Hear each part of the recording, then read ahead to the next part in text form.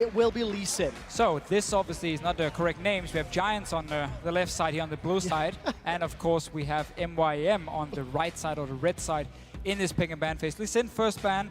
No surprise coming in from MYM in terms of the Rek'Sai, which we will see banned most likely throughout the entire day. Well, you are 2 for 2 thus far, 3 more games to go through. As we have mentioned, Rengar will be the next targeted ban. This is heavy focus onto the junglers for both Giants and MeetYourMakers, and we'll see how MYM responds. So, Giants here knowing that Horo has actually been acting as the shot caller and one of the leaders on MYM, and therefore they start target banning him. We don't actually know in terms of scrims how big of a champion pool Horo has. When he used to play, I mean, there was actually a lot of release from him when he played back in Korea. For now, though, Lee Sin being banned away, of course, one of his main champions as well, and the Rengar, which we saw Reignover play just before, and doing a fantastic job. Yeah, that's definitely the case. Once again, slow picks and bans starting off the gate here between Giants and MYM. We will keep you updated with the bans. It was Azir for MYM as their second. The third and final ban from Giants is Janna, and MeetYourMakers are running down the clock for their final ban. Yeah, look at the last game we had here. Azir was actually open, and he wasn't picked by any team. Now was open as well, wasn't picked either, which is a little bit surprising, seeing as they've been considered two of the best picks and almost constantly banned in both Korea and China leading up to the LCS starting here. Once again, Nara is open, Lissandra is an option as well, if Giants wants to first pick it. Well, just to mention the last ban from MYM, it is Jarvan the 4th.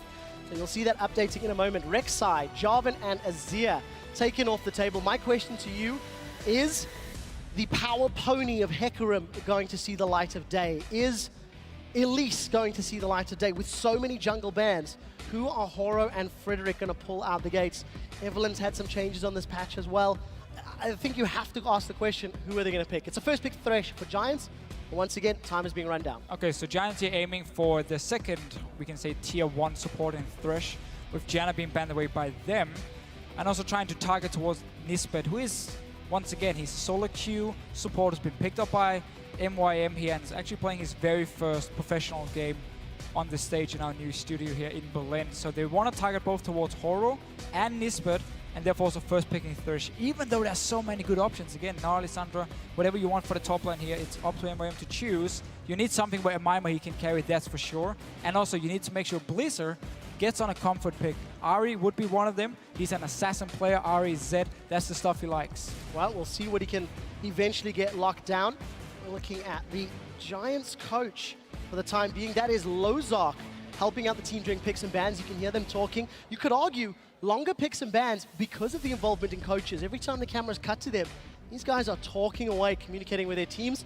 You touched on the fact that the Thresh locked in by Rydell on the side of Giants is not only taking that from Nisbet, but Rydell is a little bit of a one-trick pony. He's played an excessive amount of Thresh, by far his most played, and in my opinion, by far his best champion.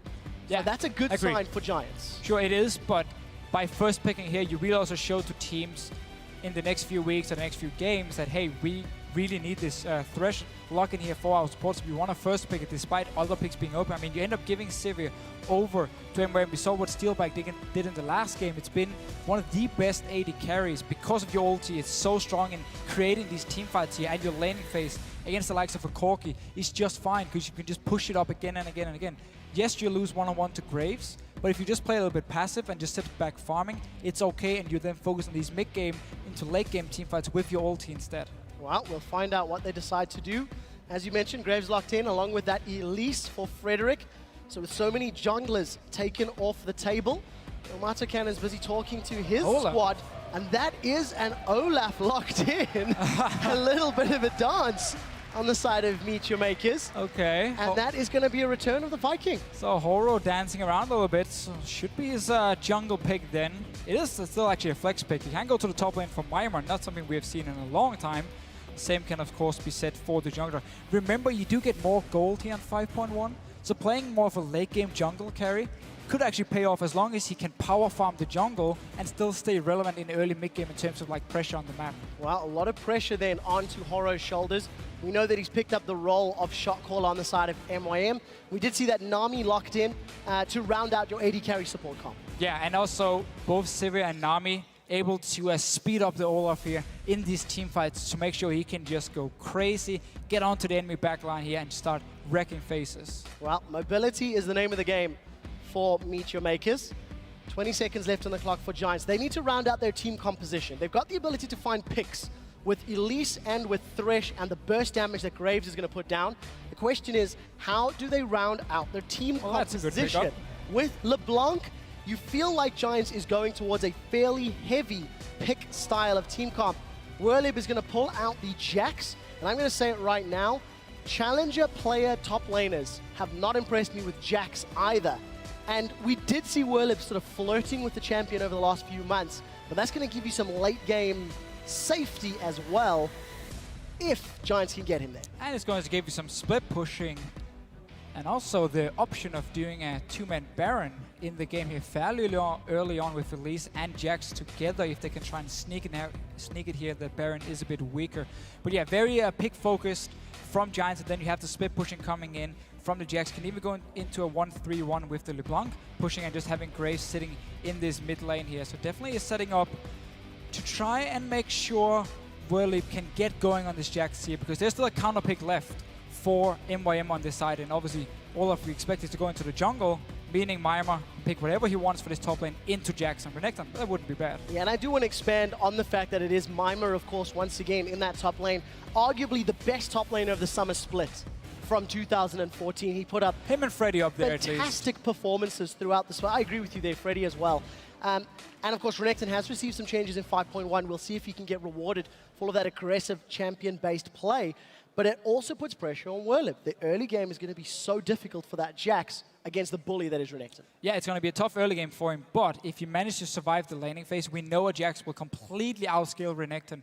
And that's basically it here for MYM. There's a lot of mid-game power, but you will get outscaled going into the late game here. Both the Graves and the Jax, of course, will become very, very hard to deal with. So we're going to have to see some of the same performance that Fnatic pulled off here, where you are playing very aggressive early. You use the Sivir ulti, your high mobility on the Olaf as well to create these picks, get the objectives, and don't let this Jax go to late game. No, definitely not the case. MYM will need to channel a little bit of Fnatic's decision-making and aggressive playmaking with this high mobility comp of theirs. And if they do, they could run circles around Giants in the opening minutes.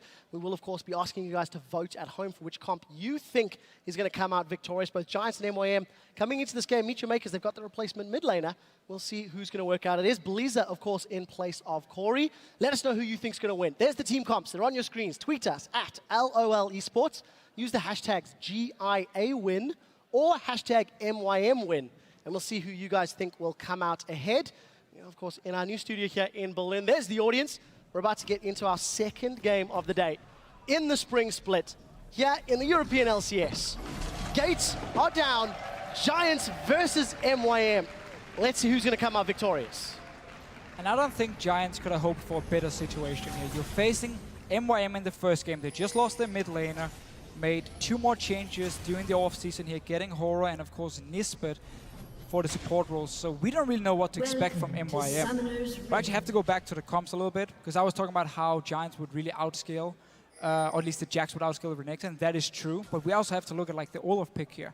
Elise is one of the junglers who doesn't really scale into late game. She just becomes a tank and a cocoon bot, basically. She doesn't have an ulti, so there's no chance for her to duel someone like an Olaf in the late game. So MYM, it's actually not like they are going to be much worse going into the late game. It's only the Jax they have to worry about. So we might see Horror pay a lot of attention towards shutting down Werlib early. Well, we'll see how the decision-making falls into place. Not a lot of early aggression this time around. Teams throwing out those wards and setting themselves up for what looks to be standard lanes.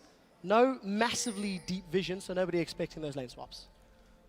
We could see Giants try for a lane swap here to try and save Werlib, but it seems like we will actually have standard lanes, and he's going to do the same thing he did at IM Cologne, where we had the expansion tournament, where he starts Raptors at level 1 on his Jax. He kills them, he gets instant level 2, he goes back to base, buys a second potion or 2 more potions, and then he teleports to the top lane, and that kind of relieves some pressure for him, where Renekton won't just freeze him or push him out of the wave instantly.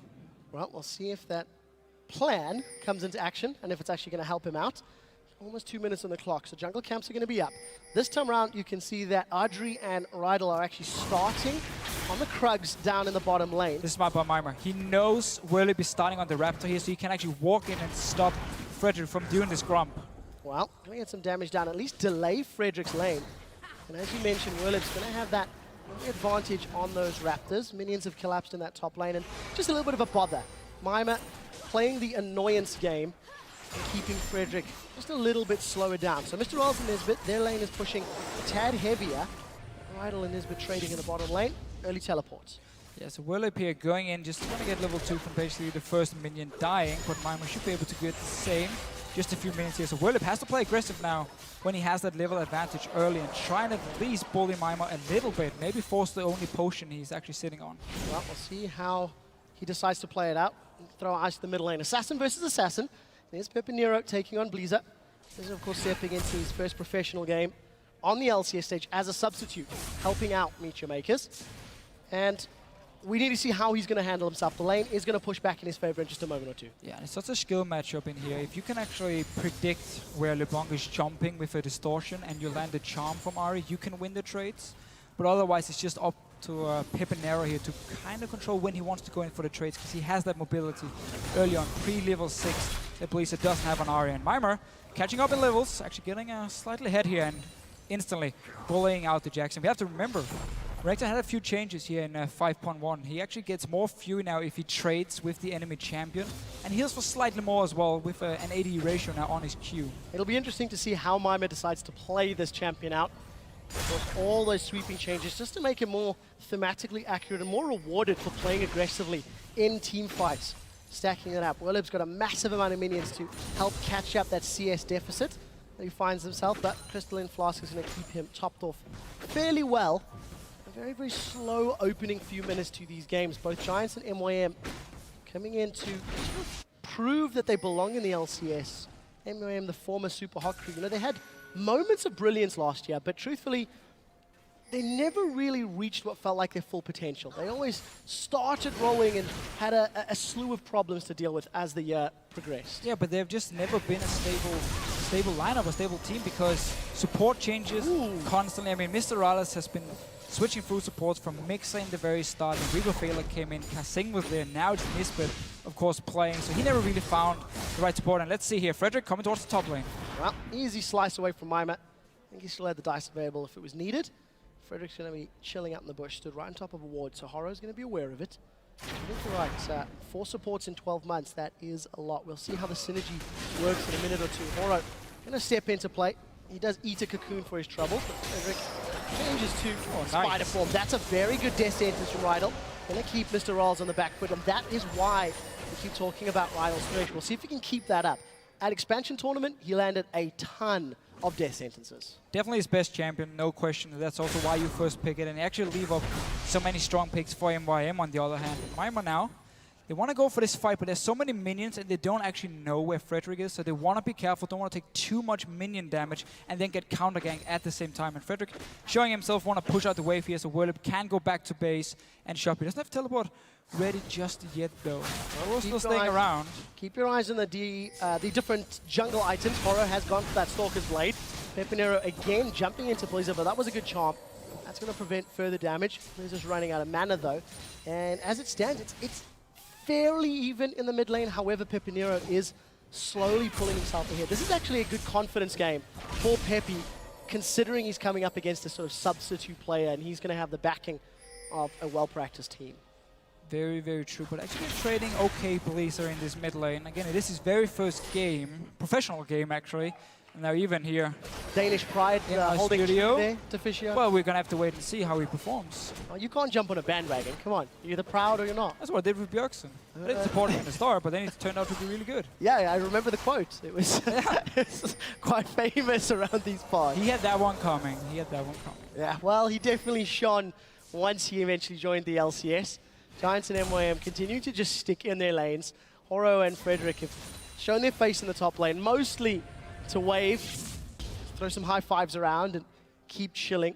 MYM now comes back to lane. He's got the pickaxe, he's got the longsword. He'll be coming up against the double Doran's blades of Whirlip. And a tentative passive start from these teams. I think you can sort of feel the tension that these squads have on their shoulders right now. Yeah, and Horo once again, he's staying towards the top side. Oh, but he's actually flashing in. That was a flash forward. Spirit rushes up. Ignite was ticking away, and we do see Pepinero manages to get out safely. Gonna have the support of Frederick alongside him, but aggressive play by Blizzard here. He gets control, but he loses absolutely everything. He loses everything, and Pepinero keeping it very, very cool. No flashing here, just distortion away, jump back again, and juke him around here. So definitely a small win for Pepinero in this mid lane. And instantly as MYM, they want to take control of this top side of the map because they want Horo to be able to run to the top side and dive onto Whirlip if he's pushed down to his tower. And that's also why Giants instantly respond, try and clear out the pink wards and make sure they can always see where Horo is going. Right, we'll see if it's going to help them out.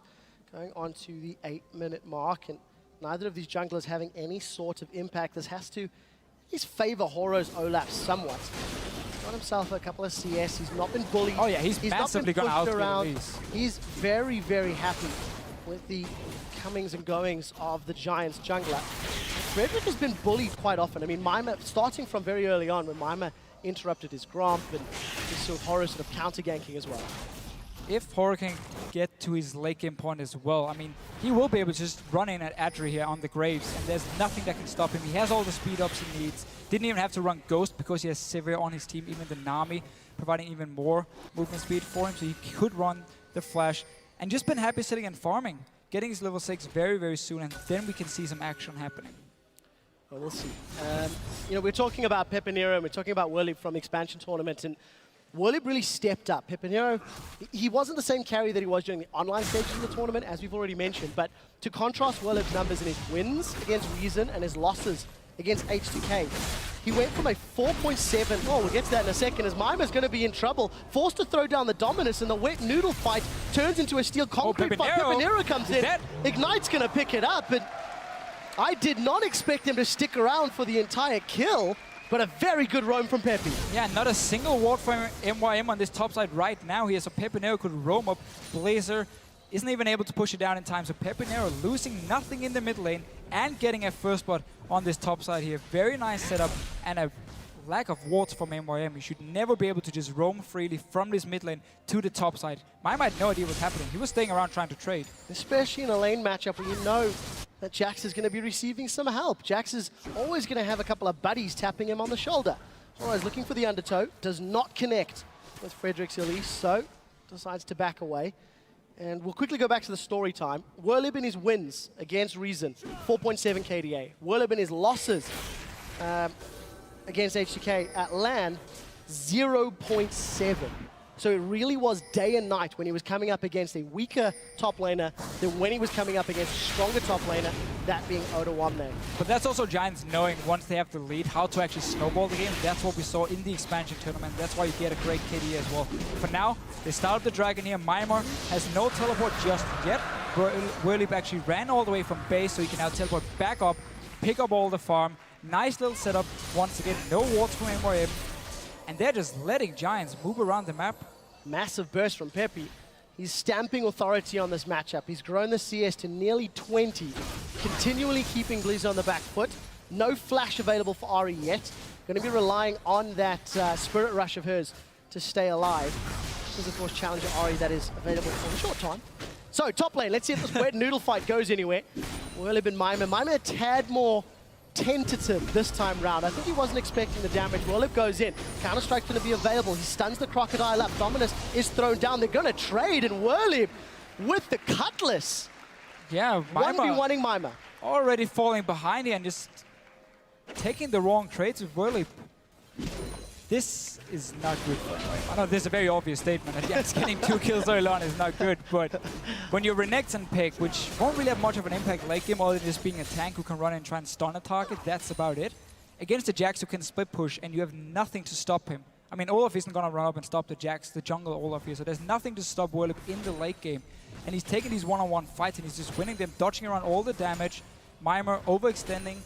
Not using his ulti, he started the trade, saving it in the very end, and just ends up dying. So yeah, second time that we've seen those fights breaking out. I'm not going to get surprised by the third time round it happens, but smaller CS advantage in favor of Jax in the top lane. Needlessly large rods picked up for both of these mid laners. And look at Nisbet in the river. And look at Rydell in the top lane instead. Forget about Nisbet. Instead, though, setting up for a potential counter gank. In case Horo wants to show up, or at least want to start his own gank and give Whirlip another kill. This again, once Whirlip gets a good start, the entire Giants team just want to try and snowball him. Well, MYM seems to be very, very far. Let's look for the initiation. Blaze available, Counter-Strike's available, Slice was used, Dice now used as well. Whirlip, he flashes, he stuns, Death Sentence connects. This should be an easy kill. Box goes down in case it was needed. And Giants put a gigantic foot on top of MYM, shutting him down. Oh, it's not over yet. Adri may be in trouble. MYM looking for a reply. Can they get on the board? Chilling Smite comes out, and Adri just dashes away. Fairly easy. MYM gonna get some presence on the tower. Just good timing by Giants here. They actually had the bottom wave pushed up when Rydell decides to recall and then roam up, and he's in the mid lane now. Absolutely everything misses. We don't see any of those spell shots connecting, and Blizzard manages to sidestep. Mr. Rolls will secure the first tower of the game. MeetYourMakers close that gold gap. Eventually, there we go. And both the teams Giants here, the lead. both the teams actually trading deep wards in the enemy jungle around the red buff. We see from Giants, of course, on the top side, from MYM on the bottom side. As soon as they saw Rydell in the top lane, moved in with Nisbet. MYM once again is in trouble. I mean, he's so weak. That was a lot of damage from Frederick, and you look at his itemization. Gone for the Sight Stone before completing his enchantment on that jungle item. Already able to burst down MYM, of course, with a Chain Vest, no MR to speak of. Giants are slowly pulling ahead. And with a 2-0-1 Jax, you have to ask yourself, can they make use of the split pushing power? Top tower should fall shortly. There it goes. And how does Giants handle the 1-4 push? Trying to cast my mind back. I think if memory serves, Gamers 2 with Ocelot tried to do that in a similar stage in the online tournament, and they weren't able to make use of a fed, powerful Jax. Giants and LCS stage. And that's why they're not in the LCS. And that's why they're not in the LCS. Let's see what MYM can do. Rydell for now, he knows something is wrong here. Oh, he might end up dying. Oh, this is scary. He does get the flay down. He was way out of position, but look at the rest of Giants. They're going to get some positioning on this mid tower. Trading a support for a tower, I think that's a fair trade at the end of the day. Giants will be happy with the global goals. The Giants always just one step ahead here, moving in onto Blizzard. Oh, Pepper flashes for that one. The root goes down. We see the spider come in, sinks the fangs, and that's a kill. Adri from downtown with collateral damage. Red buff, the Brambleback still bashing away in the back line. Here comes Whirlip. Exhaust is out, but he doesn't have the support to his team members, and it's a kill. The Charm connects, and I think that's going to be them. Finishing out was the Cocoon. The red buff is not done. Oh, red buff still not done. Whirlip has got the help of the minions. Hops over the wall, and Peppy gonna play very cheeky. Dashes in and out. Giants 4 kills to 1, and they got the mid tower. But again, this is Giants who wants to get the early lead. Oh, Nisbet! Oh, does manage to bounce backwards. Nisbet survives. Pepinero couldn't really get the last part of his combo onto him and try and pop him there with the early DFG being built. From a fairly easy laning phase, to be honest. And that's what you can do if you don't feel pressured at all in the laning phase. You can just instantly rush a DFG. No need for anything or anything in Pepinero's case here. But Giants, once they have the lead, you constantly see how they want to go into the enemy jungle, put up the wards, take the fight. Rydell knew, okay, there's a high chance we're going to die for face check, but at least then we can take a mid tower instead. And that's what happened, and then the rest of Giants just walked back in. They weren't done yet, constantly pushing it, putting all the focus on the top side as well, because the Jax is so far ahead that you can have the D-board there and you can have him join the fight. Well, we'll see how Giants decide to play the rest of the game out. Coordinated resource management. 1 kill for a tower, 1 death for a tower. Definitely works in your favor. Dragon was secured by Giants first a few minutes ago, and it's about to respawn in 20 seconds. There's no vision in that area, really, for either team. A few lone wards by MYM, but it's not the greatest coverage. And you anticipate that Giants will be trying to set up. MYM have got the makings of a death push, but not a lot of numbers. No, so this is obviously one of their bad things if you put all your focus on the top side of the map, is you lose control of the Dragon. And that's why MYM has been able to place all these walls around it here. Pepinero, though, oh, look at that piece of burst, but the chains do not connect.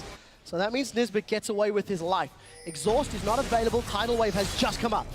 Just gonna be fighting in the top lane. Whirlip has his teleport ready, so if he decides to back away, Giants can actually start the Dragon, and MYM won't be able to respond. They should do it right now if they want to force a team fight. Yeah, not the longest cooldown though for MYM, so that window of opportunity is going to shrink very, very quickly.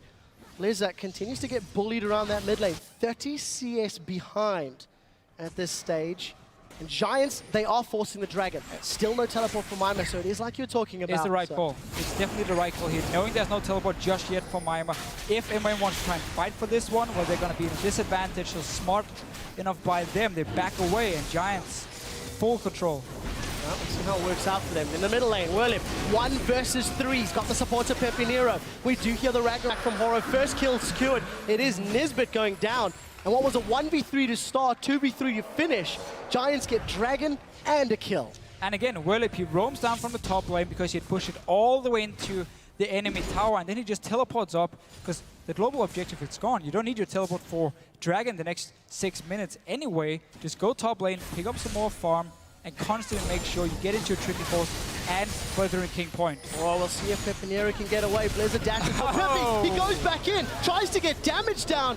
That was a mistake, and Pepe gives up a kill to Blizzard. So it looked pretty fun. He tried to dodge around the charm by dashing back, ends up dying instead. Blizzard finally able to pick up a kill on Pepinero.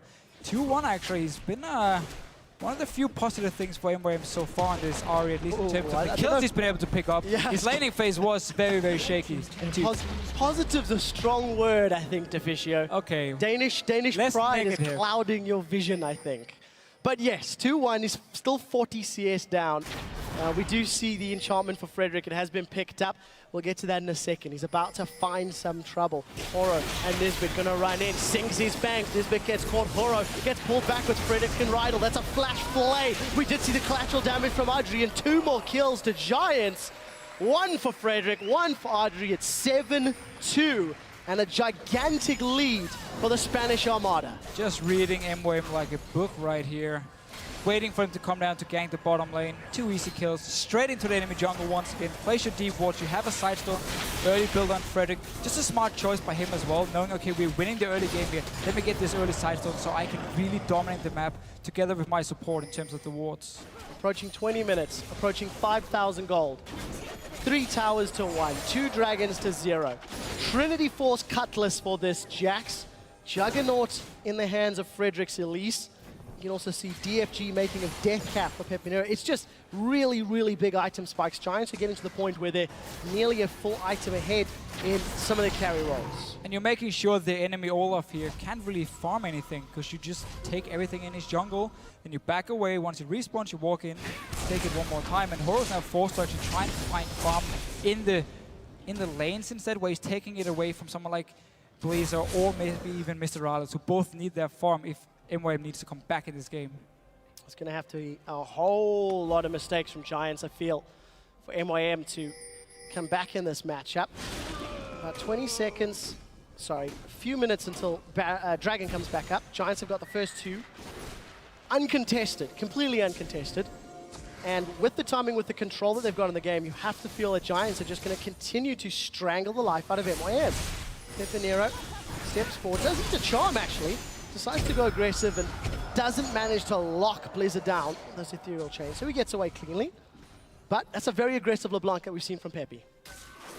I want to see Giants pick up a few more pink wards now, though. They have such a big lead.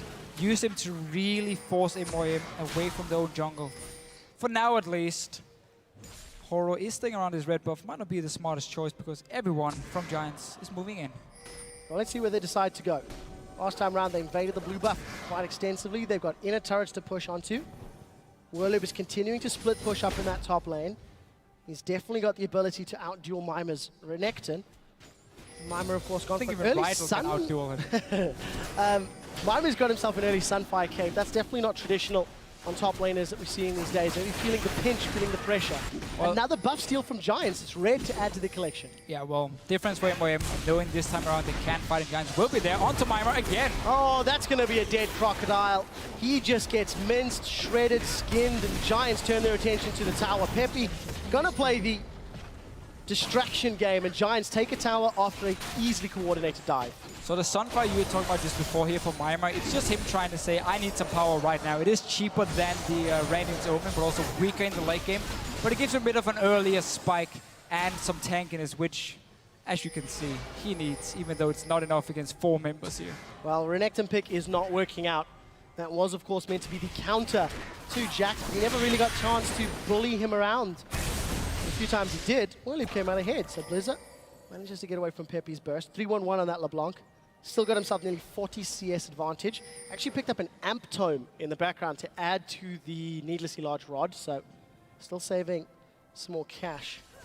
And 8-2, this is just a Giants stomp, to be fair. It is. They got the first few kills and they've just been rolling over MeetYourMakers. Pepe wants to blow somebody up.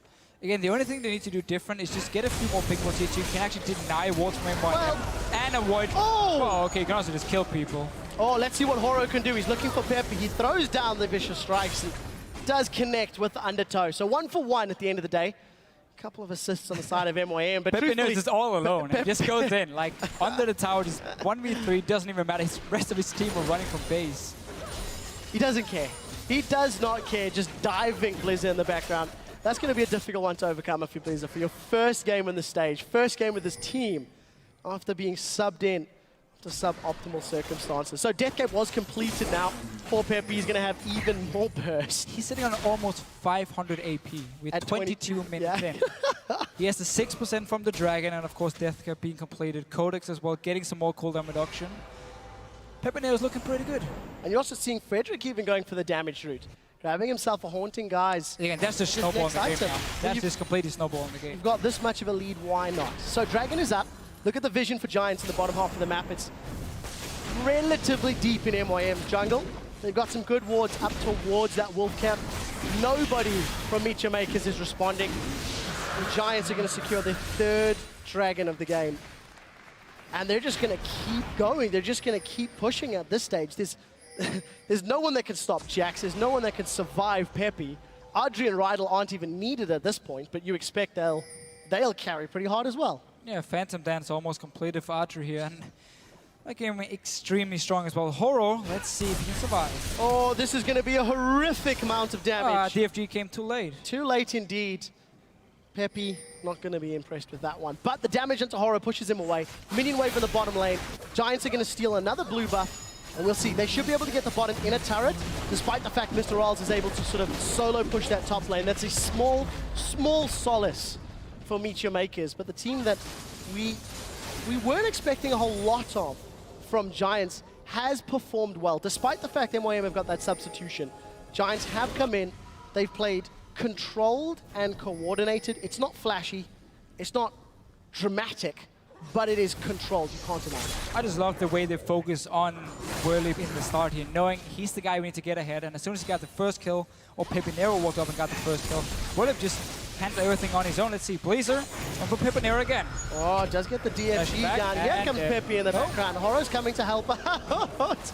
Good shot from Horo, managing to predict Pepe's movements. Pepinero needs to be a little bit careful, though. I mean, this is not the first time he's been caught out. I mean, 3 deaths now from him, and every single one has either been Blazer jumping him, and then he has to like distortion around and ends up dying, or just him diving in by himself, because it means now MYM taking over tower. Yeah, more importantly than the death itself is the global gold that the tower is going to give you. So MYM clawback, they were about 8k gold down a few minutes ago. It's now down to 4,500, 5,000. It's not as terrifying. The problem that they have, how do they deal with Jax? Blade of the Ruin King completed, Trinity Force completed. Jax is terrifying, and Deficio, you talked about a 2-man Baron earlier in the game. 5.1. Yes. Baron is weaker than 421, and look at this. They've got the whole team there. This is going to go quickly, but Horo is nearby. There's no flash available. This is going to need to be a godlike steal. Let's see if he can get the undertow out. 500 and 2 simple. Giants sneak the Baron at 25 minutes. I really like this play here. They see MYM pushing down the mid lane, and then all 4 members after killing the tower walk to the bottom side of the map, and instantly Giants, 2 pink wards, walk straight to Baron. You know you have the Jax with Blade, you have the Elise as well, and you just start it. You don't even care, you don't think, you just go for it, and it works. And Horo staying alive. Oh, look at the damage on Horo. They've got Blizzard. He's now dead. The tower will fall in a second, as it does. The rest of Giants continue to push. Remember, they've got Baron buff, so their minions are going to be super effective. Frederick lands a cocoon into Nisbet in the background. We do hear Siv's ultimate get thrown down, but it's not going to be enough for MYM to do anything but defend their tower. Audrey is not bashing away on the tower just yet. Pepe jumps in. He blows Horo up. And that's a dead Viking. Giants waiting for more minions. Look at the top. They can rotate if they want to. Pepe dashes forward again. And Giants are looking to strangle the life out of MYM. No need to rotate to the top in here. Just take down his mid turret, or it takes some more kills. That's going to be a dead MYM. Whirlip flashes forward. That's a double counter-strike. Double kill. Gonna close it out for the triple. Inhibitor turret is down. And that's how you get a good fall. KDA. There's still minions pushing forward. Giants, what do they want to do? Where do they want to send their targets? They're pushing onto Nexus turrets. The burst onto Blizzard is huge.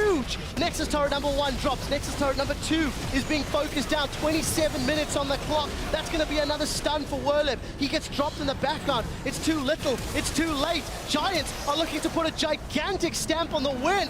They get the Nexus. They win their first game of the European LCS. And what a game. Such a good performance here. Knowing from the start, okay, we're going to camp top lane. We're going to help out Jax here. Give him the lead he needs. And then Whirlip, he just ran with it like he dominated MYM. The top laner we talked about, who surprised us the most last year in the summer split. MYM stepping it up big time. Whirlip here on Jax, destroying him. Pepinero, of course, in the mid lane. Had a fairly easy time laning-wise against Blizzard. Did get caught out a few times. Happens. I mean, you want to really try and impress some people here at the start. Pepe was pulling out a few swag moves there throughout the game. You got to give some credit there. Tofiscio, coming into this week, you were getting nervous about potential game times. And we've had 2 relatively quick, controlled wins. Teams in the EU LCS look like they can close games. Hell, it's not a big sample size, so maybe I'm getting too excited. 2 games.